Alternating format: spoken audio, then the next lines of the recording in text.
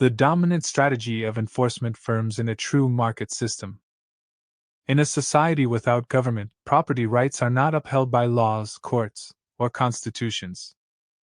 Instead, they are maintained by market forces, specifically by enforcement firms. These firms specialize in the use of force, protection, and adjudication. Unlike in a Lockean framework, where rightful ownership is defined by natural law or first use, a true capitalist system does not recognize metaphysical titles. It recognizes bids, costs, and profits. This shift radically alters the incentives of enforcement firms. Profit as the enforcement firm's guiding principle. In a competitive marketplace, enforcement firms are businesses. Like any other business, they survive only if revenues exceed costs. Revenues are generated by clients willing to pay for protection or aggression. Costs are determined by the risks of defending a property claim, the opportunity costs of choosing one client over another, and the reputational consequences of enforcing unjustifiable actions. In such an environment, the enforcement firm's rational strategy is simple: enforce for the party willing to pay the most, provided that payment covers the cost of enforcement and yields a profit. Unlike government officials who claim to enforce rights, enforcement firms in a market system act under strict profit incentives. If one party offers $10,000 to defend their ownership of a piece of land, but another offers $15,000 to seize and control it, the firm faces a choice. The profit-maximizing choice is obvious. Unless reputational costs or overwhelming risks outweigh the higher bid, the enforcement firm's dominant strategy is to side with the highest bidder. This is not corruption, it is capitalism functioning without pretense. The instability of Lockean enforcement. Advocates of Lockean property rights argue that enforcement firms should defend the rightful owner, typically the first user or the person recognized by historical contract. But in a world without government, there is no universal court to certify who this rightful owner is. Enforcement firms must decide for themselves. If they consistently side with owners who cannot or will not pay the cost of defense, they go bankrupt. Over time, Lockean enforcement becomes unsustainable, a tragedy of the commons where resources are wasted defending metaphysical entitlements instead of profit-generating claims. Thus, enforcing Lockean property rights is an unstable equilibrium. It requires subsidization or ideology to survive. In a pure market system, only profitable enforcement strategies persist. This ensures that resources are continuously allocated toward those who demonstrate willingness and capacity to pay for their use. War as the shadow of every bid. Every bid carries with it a shadow cost, the cost of war against the opponent's bid. If the lower bidder still puts forward a substantial offer, that offer represents not just lost revenue to the enforcement firm but also the resources the opponent can marshal to resist enforcement. A $9,000 bid against a $10,000 bid means the firm siding with the higher bidder must be prepared to fight against a $9,000 war chest.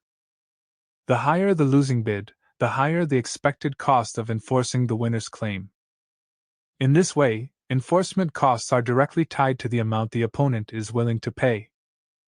The higher the second highest bid, the greater the firm's expected expenditures on conflict. This relationship ensures that resources are not squandered in endless disputes. Instead, enforcement tends toward the party with the highest net valuation, the highest bid minus the cost of overcoming resistance. In effect, the losing bid functions as the marginal cost curve of war, disciplining the profitability of siding with the winner. Internalizing the productivity externality. Yet the story does not end with bids and battles. A forced transfer may reduce the losing bidder's future productivity. A farmer displaced from his land, or a workshop dismantled by force, may no longer produce at prior levels. If this lost output is not accounted for, society as a whole suffers a hidden externality, productive potential destroyed by coercion. This is where the monetary and reputational system plays its critical role. Reputation operates as society's evolutionary accounting system. When enforcement firms, suppliers, and markets observe that a transfer causes the losing bidder's productivity to collapse, reputational scores decline accordingly. Over time, firms that consistently destroy more value than they unlock will see their reputational revenues fall. In contrast, transfers that increase net productivity, because the higher bidder uses resources more effectively without annihilating the opponent's productive capacity, are rewarded. By internalizing this externality, the reputation system ensures that enforcement decisions reflect not just immediate profits, but the long-run productivity of society as a whole. The cost of war for the lower bidder. If the lower bidder decides to resist and go to war instead of bargaining, they bear two categories of costs. Their own expenditures, which they directly consume in conflict. A reputational penalty equal to the higher bidder's wasted resources, since those costs would not have existed if the lower bidder had bargained to leave. For example, if the higher bidder must spend $6,000 to enforce their win because the lower bidder fought, the lower bidder is penalized $6,000 in reputation, even though the higher bidder already spent it. This ensures the lower bidder cannot impose hidden costs on society by forcing others to waste resources. In effect, the monetary reputation system makes the lower bidder internalize not just their own waste, but also the external waste they cause. This prevents frivolous resistance and creates strong incentives to negotiate a peaceful exit unless resistance is truly productive. The enforcement firm's perspective. From the standpoint of the enforcement firm itself, the logic is equally clear. Each enforcement project is evaluated by its profitability, the size of the winning bid minus the costs of resistance and potential reputational penalties. Firms select only those projects where the expected profits are positive, and where their reputation will not suffer from destroying more productivity than they unlock. In practice, this means enforcement firms gravitate toward projects that maximize the increase in total productivity. Enforcing low-value transfers or fueling destructive conflicts is not sustainable. These reduce reputational capital and erode future business opportunities. By contrast, choosing enforcement actions that move property into the hands of those who use it most productively not only maximizes immediate profit but also secures long-run reputational gains. Profit-seeking and productivity maximization thus converge. Enforcement firms thrive only by promoting projects that benefit the system as a whole. Justice as market selection. Critics may object that enforcing the will of the highest bidder is unjust. But in a true capitalist system, justice is not determined by abstract rights. Justice is the alignment of incentives with productivity. The highest bidder is typically the one who expects to generate the greatest returns from the property. By acquiring the property and compensating the enforcement firm, they reveal their higher valuation and productivity potential. Enforcement firms who consistently choose the highest bidder thus promote an evolutionary efficiency. Capital flows to where it is most effectively used.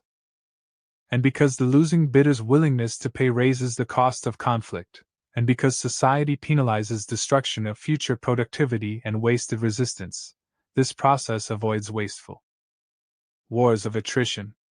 Enforcement occurs only when the expected gain in productivity outweighs both the costs of conflict and the reputational penalty for lost output. Conclusion. In a market system with no government, the role of enforcement firms is clear.